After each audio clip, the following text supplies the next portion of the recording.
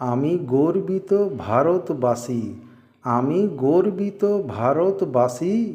এই ভারতে জন্ম নিয়ে যেন বারবার ফিরে আসি। আমি গর্বিত ভারতবাসী। ভারত আমার জন্মভূমি, ভারত আমার মা। বিশ্ব ঘুরে কোথাও খুঁজে দ্বিতীয় ভারত পাই না।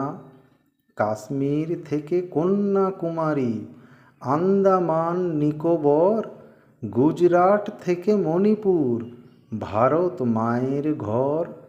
সারা উত্তর জুড়ে আছে গিরিরাজ হিমালয়, সেখান থেকে সিন্ধু গঙ্গা ব্রহ্মপুত্র বয়।